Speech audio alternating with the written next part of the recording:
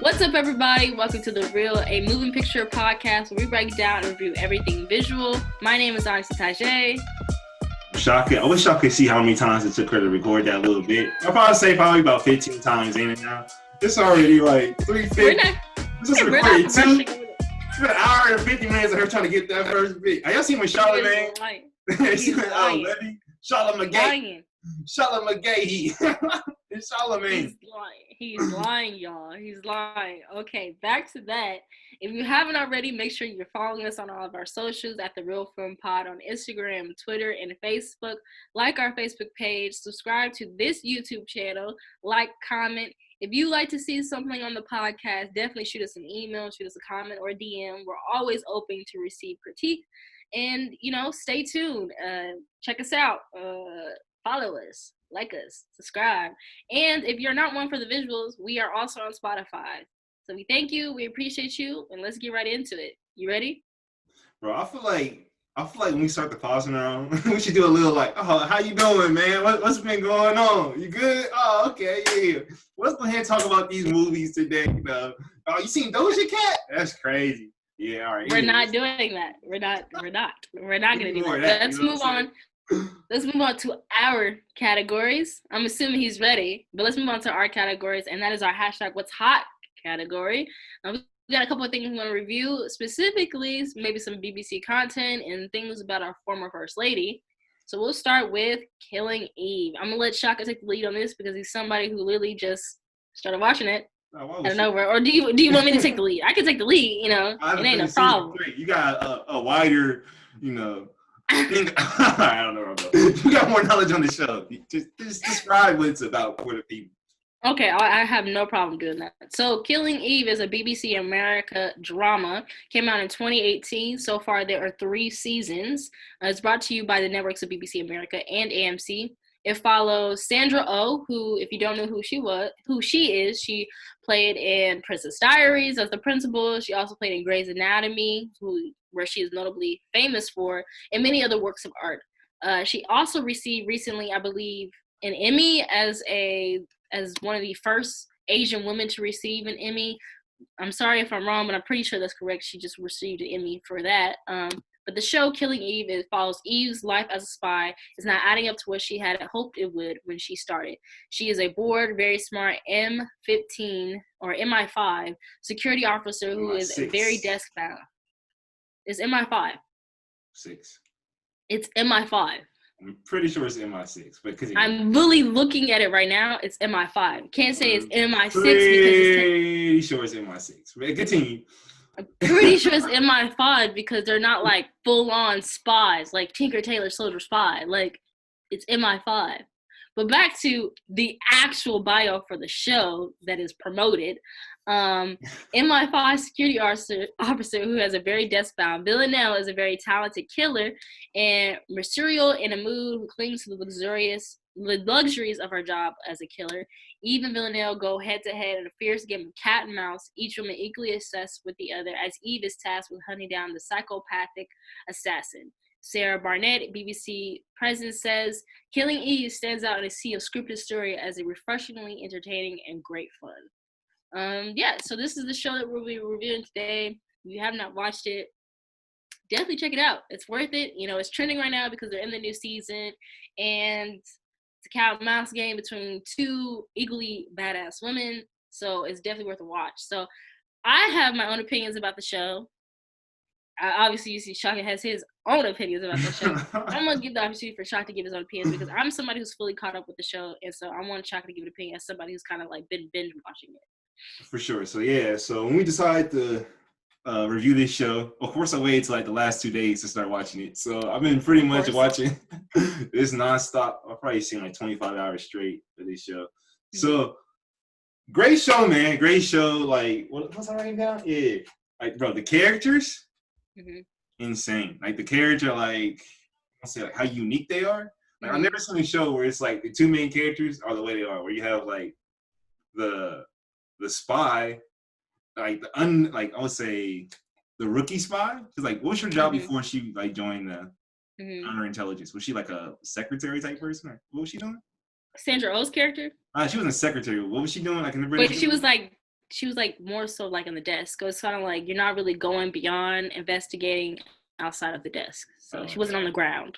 So it's like this new character to this like world of like super, assassins and stuff. And it's like she's falling in love with the assassin. And it's just like this crazy, like you said, like cat mouse game. So that's super interesting. And it's something I think that definitely carries it. So it's like it's kind of like Blacklist, right? Or like I don't know, like shows like that where there's like a mystery or there's like a case or something like that.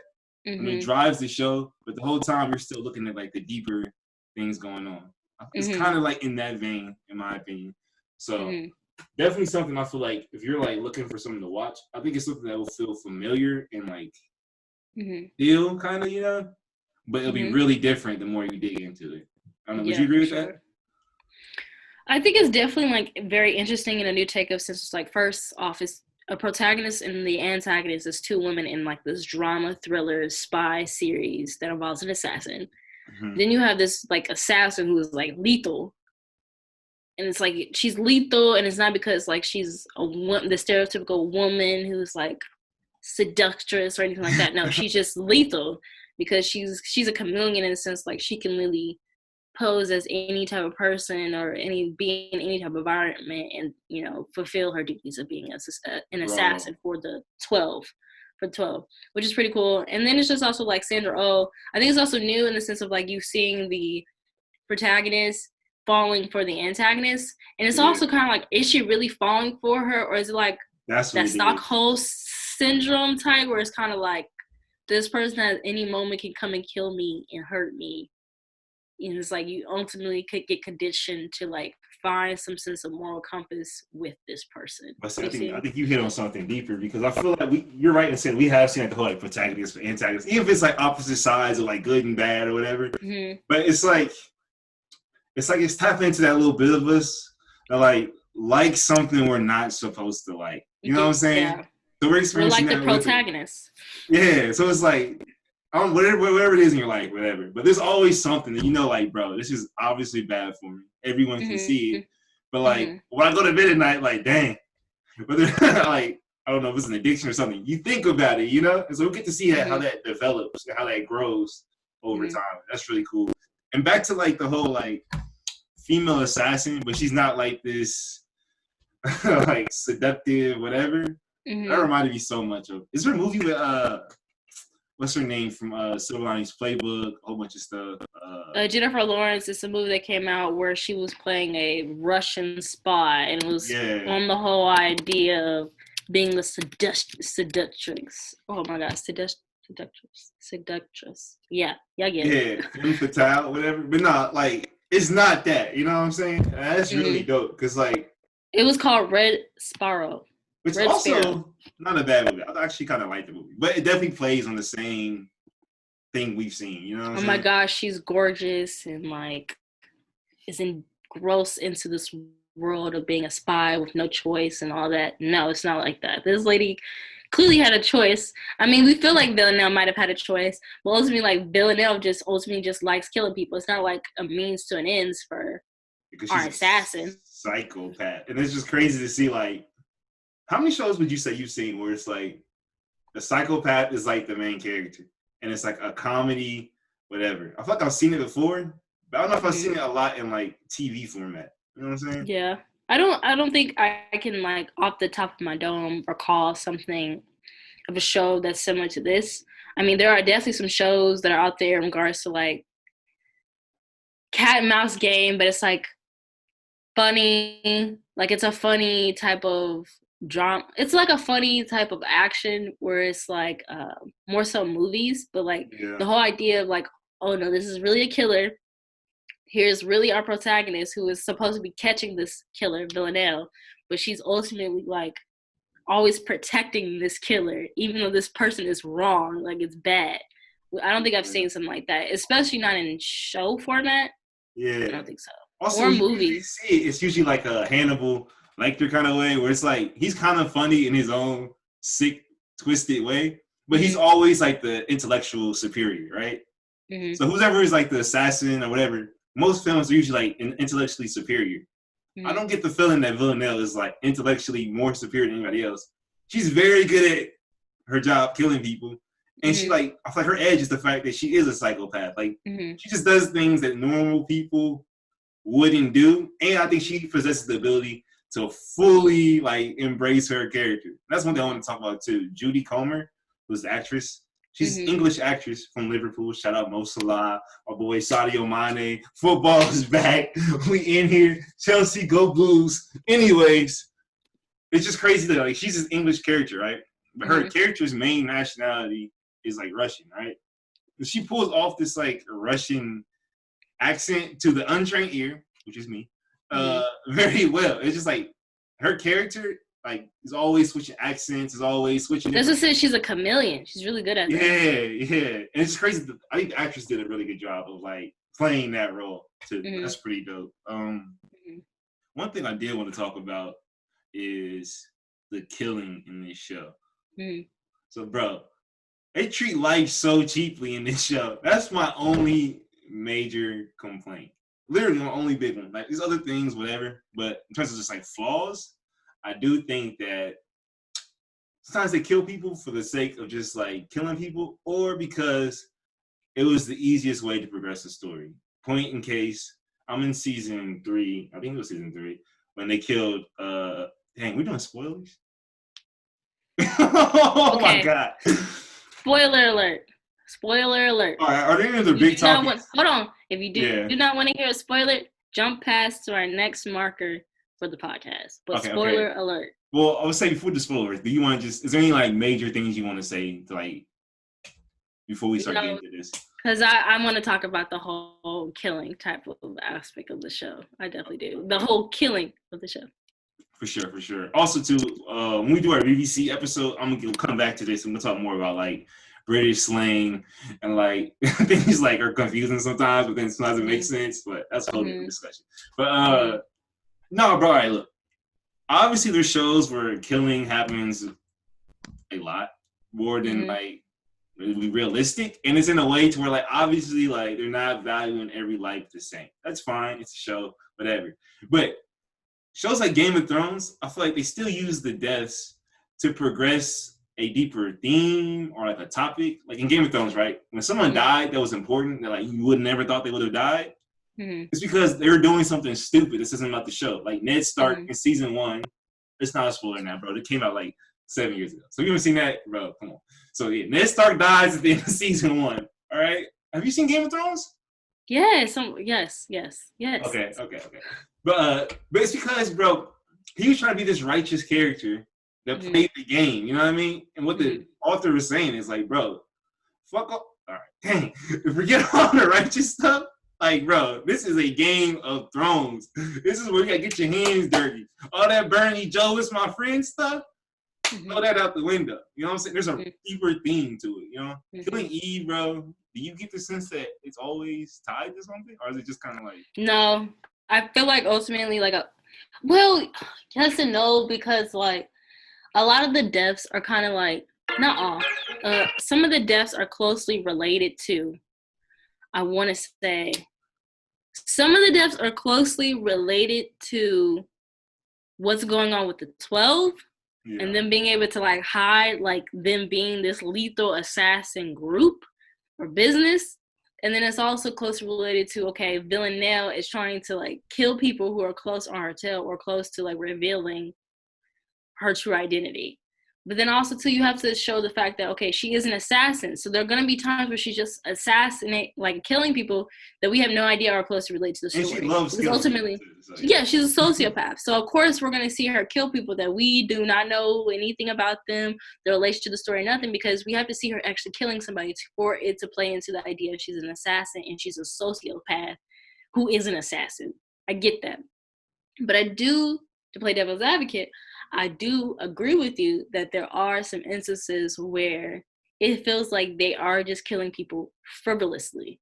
And like, we get no meaning behind some of the deaths or like an overarching type of like connection between the 12, Villanelle, or Sandra Oh's character Eve at all. Or we don't get it until like the very, very end and it's briefly mentioned, the connection between them. So, or like the way they die. So like Kenny, right? Kenny was milling around, So I mean, obviously he's gonna be in danger, but Yes. I find it hard to believe that he is this super tech guy that works for the government and has been trained how to like do these things. And then randomly he just slips up. Oh dang, I wasn't careful this time. Somebody came behind me and just killed me. And he just threw him off the top. Like, all right, I get we're gonna figure out how that happens. You might already know. But like I just feel like that was really easy. It was really easy, bro. Also, too, the way in which they kill people, I mean, it definitely reflects that she's a psychopath. She enjoys it, blah, blah, blah.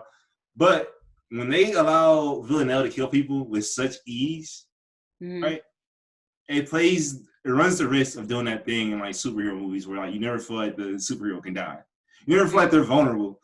And so I feel like sometimes I feel like she more struggle with some of her kills. Like sometimes she literally walks into a space, bro, and like everybody's dead. I'm like, all right, bro. So let me tell you, this trained officer with the guns and all his homeboys couldn't do nothing with her. All right. I don't know. It's interesting. I would say it's interesting. Yeah, I would say so too. I would say it is a little bit interesting too, because I do agree with you that like the whole element, that's also what's like, I think that's what also makes it more so not a drama, not an action. Because like we get that whole like I want to see the struggle of the assassin trying to kill like the prey. It's not about that. Yeah, you're right. It's not about that. It's more so about like who they are and their connections with other people and who those characters are. So that's why I'm like, okay, yeah, it's kind of like I think I definitely need a little bit more, but it's also kind of like I understand why I'm not getting that, because at the end of the day, it's not action driven, it's more so drama driven. So like storyline, connections with the characters, character arcs, and things of that nature. Would I like to see more struggles and like some woos and stuff like that with Villanelle? Of course. But I think it works because that's not the ultimate premise between the story. The ultimate premise is the fact that Villanelle and Eve are in this cat and mouse game of like, can you catch me? If you can catch me, are you going to let me go? That type of storyline. And thank God they're very good at that. Like the writers and all of them, bro, they're amazing, because I never felt like, even though the action isn't necessarily like the greatest action, I never felt like, dang, I'm bored this episode. It's just like, I'll see it and I'm reminded like, yeah, that wasn't that great. But then 5 minutes later, I'm back into the story like, fuck it, I don't even care about that anymore. You know what I mean? So that's why it's still a great show. Amazing show. Yeah. I definitely think it's like one of those shows. It's a great time right now because we're still in quarantine. I think it's one of those shows where it's really great if you want to watch something that has the whole cat and mouse, that kind of small thriller element, but more so drama based show, and it's worth watching. And Sandra Oh is a great actress. Like I'm glad she's finally getting recognition for being a great actress. Like she was not necessarily stuck, but she was definitely a part of that Grey's Anatomy like storyline for years, and finally she's being able to break out and be her own person in a different show and be a lead at that. Like, and her character is complex, bro. Like that whole like having something grow inside of you over multiple seasons in order to show that. It's tough, bro. One thing I also will say is that before we move along, but one thing I also liked is the fact that like Sandra Oh, I feel like the reason why she like, that's why I feel like maybe she doesn't necessarily love Villanelle is that like she relates to Villanelle. You know what I'm saying? So like we'll see moments where it's kind of like we can see how Sandra Oh's character has a little bit of sociopath or like psychotic tendencies. You know, the idea, and it doesn't really hit her hard, like, oh my God, like I'm very close to being like Villanelle until, spoiler, she kills someone. And then she kills somebody because Villanelle like convinced her it's what they have to do. It's what they have to do. So that's just kind of like, yeah, we definitely see that with Sandra Oh's character. But don't get me wrong, I also say this too, just as much as like I'm rooting for our protagonist, is just as much I'm like, I'm so annoyed with our protagonist. Because like she's constantly putting herself and others in a situation to be harmed by Villanelle. And she has the means to put Villanelle away. Because she's very smart and in tune to like what's going on and where Villanelle is, and very good about connecting dots. But her overall lust, love, or whatever, or being intrigued by Villanelle constantly puts people around her in jeopardy. And she never really kind of like sits down for a moment to realize like she's just as dangerous as Villanelle because she puts people in danger. Last thing I'm going to say is if this show was like mainly just like in the minds of like our two main characters, I think I'd Mm-hmm. be done with it by now. Because there's a lot of times where like they do kind of get on my nerves. But Yeah, they. yeah, with the fact that we have like what's the heavyset Russian dude that's like Villanelle's handler. Let me I look up love his that name. guy, His name is bro. Constantine. That guy is hilarious, bro. Like that's my Yeah, favorite character in the show. But like the yeah. fact that we have these other characters where it's not just like their comedic relief, like they actually we starting to get into their stories too, and like Mhm. really see how they act and all that stuff. Mhm. It gives Mhm. us a nice break from the craziness of like Eve and Villanelle. You know what I'm saying? Mhm. Yeah, I agree. I would agree with you 100% because that's literally how I've been feeling as of lately with That's what I've been feeling as of lately with our character.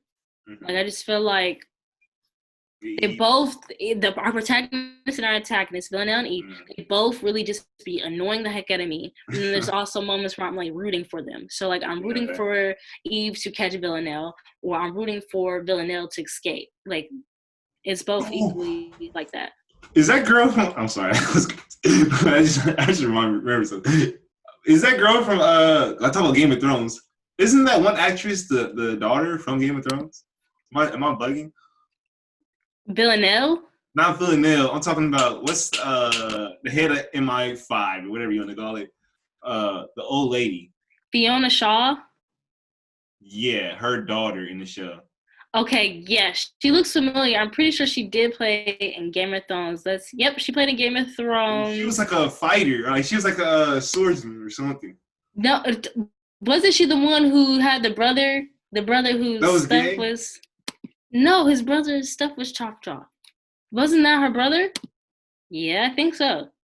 What? You know what I'm talking about. Like, remember when he was like, he worked for the Stark, so pretty much they had like took him. Oh, yeah, Yeah, you're right. yeah, She's from the that's Iron her brother. Isles. She's from the ship people. Like, yeah. Ship, as in P. Like, yeah, the fleet. I'm finding it now. Her name is Yara Greyjoy. Bro, she's so different in Killing Eve. Like, she's real, like, oh, Yeah. no. But in that one, she's total, like, that. She annoys me in the show because it's kind of like, Mom, I just want some affection, some attention type. And in Game of Thrones, she's a badass. Something going on with her and the Russian dude. I'm not there yet, but I've seen little hints at it. Yeah. Okay. I might have to finish that today. Yeah. Yeah. The mom knows. She's hip. I know she's hip. Mom, like, you'll see. It's in the most second to last recent episode. So it's like. Oh, is it still premiering right now? Yeah, it's still on. So season 3, episode 6, we see like Mom like, hey, what's going on with you and Constantine? So definitely watch it. Now I know why we're reviewing. I was wondering, like, bro, why are we reviewing this show today? Now it's a new season. We're in the new season. That's why I had to go to my little, sites to catch up. Not sites like that, but come on. Okay, moving along. The pop-up side. Those are the Don't click on that. Yeah. Oh God. Okay, now we're gonna move along to our next topic of the day for our what's hot category, and that is Becoming. Netflix documentary over Michelle Obama's book and book tour. The greatest family in the history of families. What did you just say? The greatest family in the history of families, right? According to the American people, yes. Yes. So Becoming is a Netflix documentary. I'm gonna give y'all the whole spiel so y'all know what that's all about, because I don't want to misquote it for any of y'all. But Becoming is a documentary that was produced by Marilyn Ness, Katie Cherving, and so many other people, where we join the First Lady, Michelle Obama, in an intimate documentary looking at her life, her hopes, and her connections with others as she tours her book, Becoming. Yeah. Yeah. Yeah. So it's like an hour. It's an hour and 29 minutes. Yeah. You want me to go? You want me to take over for a little bit for you? You okay?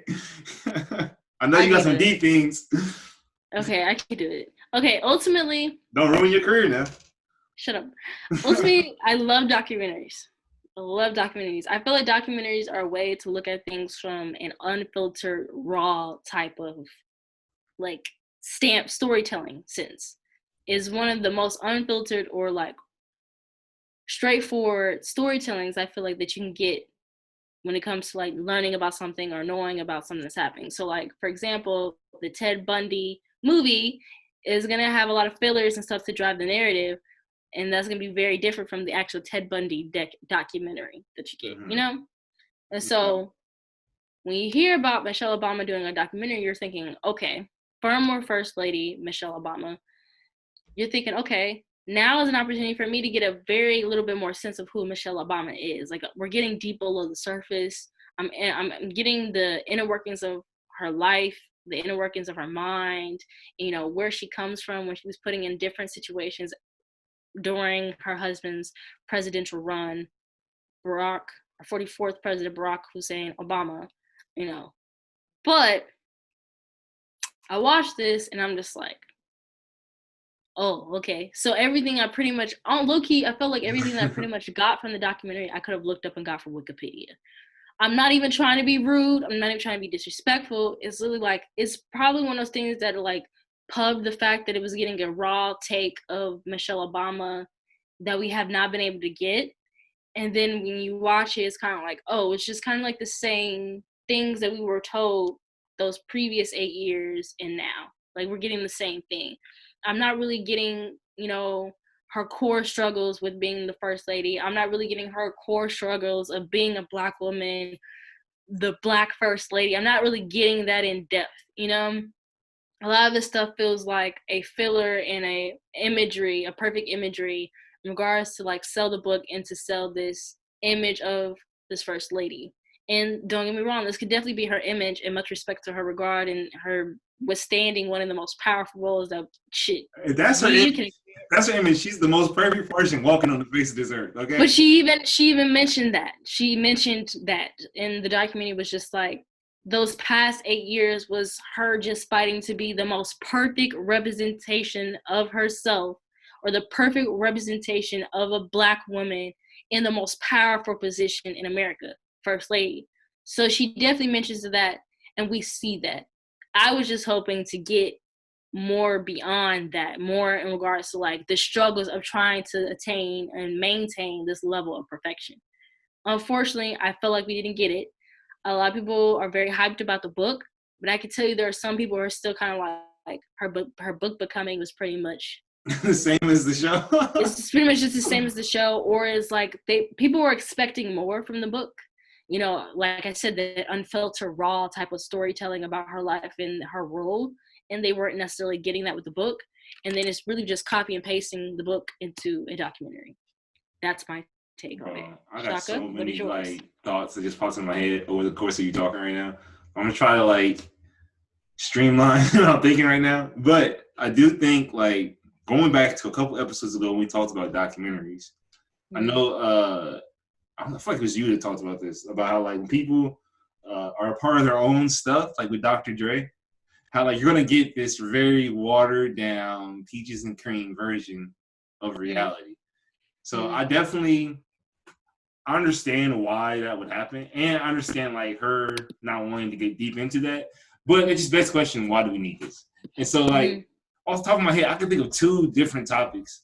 It would have been way more interesting had they been like delved into. Like you brought up the whole like her being perfect, right?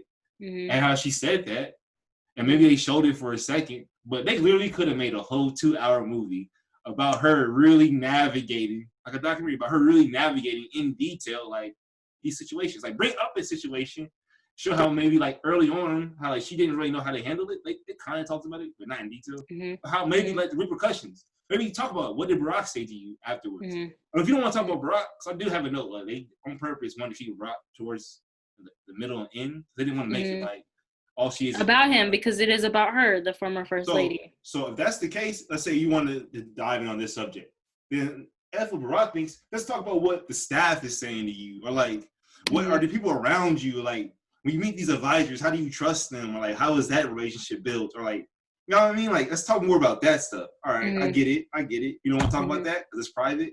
It's White House stuff. You want to keep it in the house? Fine. And then let's talk about before you were the first lady.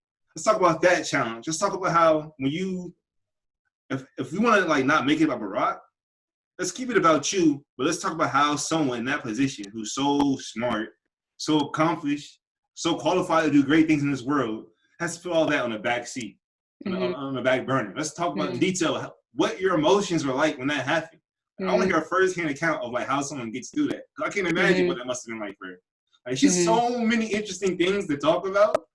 And literally she talks about none of them for more than 1 second. Yeah, we scratched the surface of all of them. Like all of them. And I know you can't really go into detail about all of them. That's when you can really just like pick and choose which ones you want to go in detail with.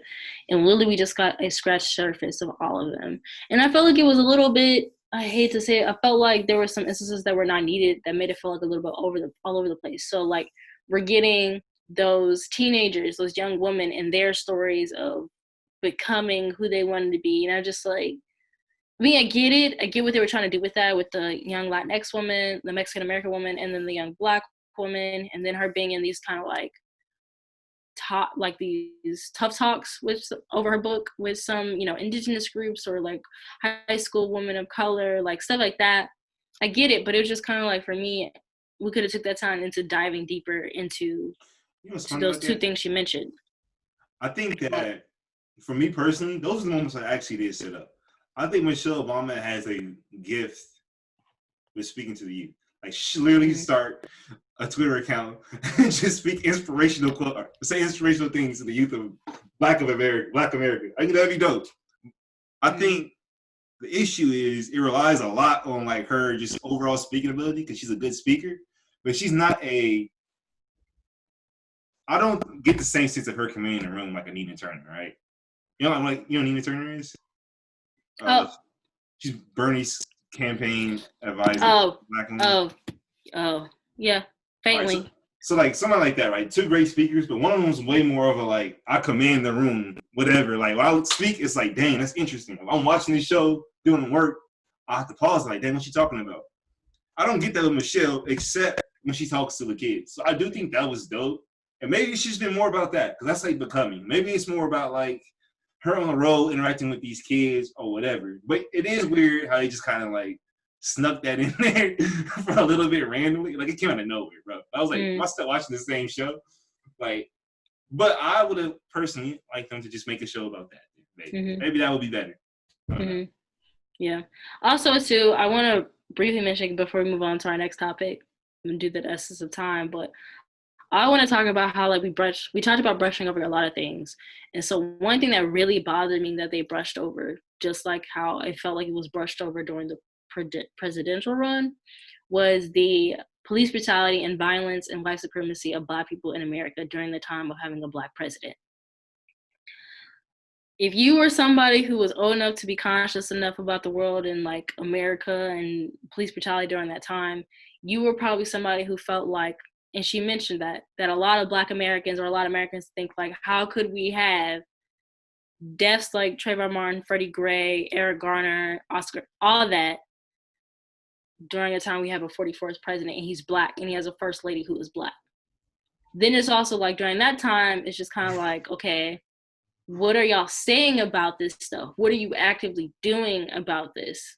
And it's just kind of like during the presidential run. This is me. I'm in high school. So I'm up here writing articles about what happened with Trayvon Martin. I'm up here, writing articles about Trayvon Martin. I'm up here writing articles and think pieces about white supremacy and like how, the structure of systematic oppression, all that.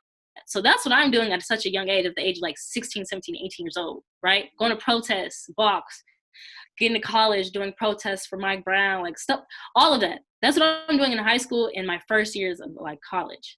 So for me, it was just kind of like, if I'm, yeah, shout out to the Black Bear, Missouri State, whoop. If I'm doing that, during that time, I started looking at, okay, my leaders, what are my leaders doing during this time? And for me, as a Black woman who is like trying to put forth action in what I'm able to do, I'm looking at my leaders. I'm like, my leader, my president and my first lady, it seems like they're brushing over it. Now, don't get me wrong. They're probably definitely have the burden. They have a different burden of like, okay, we're in this most powerful position in the world, right? We're in the most powerful position in the world. And yet we feel like we can't do as much with this level of power. Yeah, so like that's Spider-Man quote, bro. Spider-Man quote. So Great responsibility. like, it's a great responsibility, but it's just kind of like, I didn't really like how, like, for me, because I felt like in the presidential run, like, a lot of Black issues and experiences for Black people were kind of brushed over or just kind of met with like a very persuasive speech, but not too much action. And I feel like using those instances of those tragedies of young Black men and women, Sandra Bland, who were lost during police brutality or instances of white supremacy, just to insert them in there as a brief talking point, I felt low-key was a little disrespectful, and I don't approve of it. But I didn't like too, it. It's funny because that's like the major criticism of President Obama and Michelle Obama. It is like they're skating around Black issues at times, and so this is the perfect time to address it. And she just stay right. She skated again. Stay right on character. Like, all right. Well. Yeah. So just kind of like, don't get me wrong. Like, we get the appeal of the Obamas. We understand, what they have done and the great responsibility, that they still have and that they did have in those 8 years. But just kind of like, here you are in a position where you don't have to necessarily be politically correct anymore. You're not in the White House anymore. You can literally say what you want. You can say what you want and how you feel because you're no longer in a position to where somebody can call you for it. And so here we are. You have the most like freedom you could have in regards to being vocal about how you feel about these issues. And you're not vocal about it. And then you also grew up in an area where you did see a lot of stuff going on. And you talked about you experienced a lot of like white supremacy and racism. She literally said, I'm from the South Side. That's all you know about me. All right. I see. All right. South Side of what? Maine? Shut up. Come on, she bro. Said Chicago. Oh, I'm trying to bite my tongue so much on this, bro. I'm about to go full Dr. Cornell S on these people, bro. No, okay. That's all I'm saying is just like, for me, I just feel like bringing up those deaths or bringing up like those instances of white supremacy and police brutality and just inserting them just to be brushed over reminded me of like how it was witnessing that with the 44th president, first lady, and them happening in real time. It felt like they were being brushed over or skated over with persuasive speeches and speeches that could appeal to both demographics of people, but was always politically correct. And I feel like in the same instance, we're doing that with the documentary. And it's disrespectful. It's disrespectful. I unfortunately just didn't feel like it was okay. As somebody who has family members, like, great family members who experience levels of police brutality and white supremacy, it's just kind of like, I'm not rocking with it. I am literally here. I'm a high school student. I was willing to put forth action in any means I could. But like, here you are, like you said, the most powerful positions. You were in the once most powerful positions, and now you're like removed from it. And here you are, another opportunity for you to speak about it, and we're not getting below the surface anymore. Also, what is the that first is my lady critique. Do? Last thing I got on this for real. I don't know. I don't really know the first lady roles. Let's look them up. Because, bro, she did a lot of we in that conversation. A lot of we did this and we did that. And my thing is, I feel like I am like a lot of Americans, especially ignorant Americans, I'm ignorant sometimes. It says that the role of the first lady, it's not too much in detail about it. It's a ceremonial, it's like the Queen. Yeah, it said that basically that she organized and attends official ceremonies and functions at the state, either along with or in place of the president. Provide informal advice, advocate for particular policies, undertaking a host of symbolic yet important functions. So, like, she has, to some degree, a responsibility and roles because, like, think about it. What was, like, what was she most notable doing during her time? Messing up our school lunches? I won't say that. But she goes to lunch, bro. Her thing was advocating and raising awareness about childhood obesity and, like, children, being able to eat right and having access to nutritional stuff. What? I just thought about it. She didn't even mention that. That's like her claim to fame in all, like, didn't even mention it. Yeah, that definitely wasn't even mentioned, and that was, like, one of the biggest things. Like, she had the whole, like, jumping with Michelle Obama or, like, work out with, Bro, but nah, she wants to talk about we on bigger issues. And here's my thing is, like, bro, we already think the first lady doesn't do anything, all right? Most Americans think they don't do nothing, all right? Whatever. In Black communities, we treat Michelle as if she was the first lady really running things. And here's the thing. Who am I to say she wasn't, right? But show us, man. Like, this is the time to, like, really, like, talk your stuff. You know what I'm saying? Like, bro, like. We don't know what happened behind the scenes. We know what was presented to us. What is the documentary for? Yeah, it's to show us the behind the scenes, the unfiltered, the so raw. You can't show us nothing. You shouldn't have one for another 20 years until you feel comfortable showing this stuff, bro. This is a cash grab. Let's just call it this. Obama's got signed by Netflix. It's a cash grab because they're capitalizing on their popularity. And they don't want to mess with that popularity because once they mess with that popularity, no more Netflix deals. It's a cash grab. It was all to sell her book. They did good. She did a good job. All right. I guess. Okay, well, that's our opinions and the take on becoming under our What's Hap category. Too. Yeah, that's what I said, our. I'm talking about the people. We're voicing it for y'all. You know, I'll cut you back, bro. Oh, God. Okay, but we're going to move along. Definitely check out Becoming. You know, make your own opinions, formulate your own ideas and your own topics, your own conversations about it. But definitely look into Becoming on Netflix and check that out before you make your own decisions about it. But we're going to move along to our next category of the day, and that is our Keep It Short category. So, y'all, we had a couple of things that we were supposed to watch. Once again, Shaka has let y'all down and has not watched our Keep It Short stuff. Does not have stuff for the queue. Once again, he has let y'all down. So I'm about to. I see how that wasn't necessary. She didn't have to say nothing about that. No. She didn't have to say nothing about that. We would have moved on. I could have. Yeah, I think that too. We would have been fine. But she wants the album. You see this, Black America? What? I'm just playing. But that could have gone really left. We'll ignore that. Yes. I'm just like stop, okay? You see America? It gets me. Yeah, just stop. So I have something to talk about under our Keep It Short category, and that is Omelito. So if you don't know Omelito, that is on YouTube. It is a channel that pretty much all of its videos or products are short content, majority short films. If you have not checked them out, it's definitely worthwhile. They have a diversity in regards to stories, storytellers. You have things that are in foreign languages. You have things that are in English. You have things that take place in America. You have things that take place all the way in South Africa or all the way in the islands. Like, it's definitely diverse storytelling. You have things that are sci-fi nature, drama, thriller, action, all of that. Romance. Definitely worth checking out Omelito on YouTube.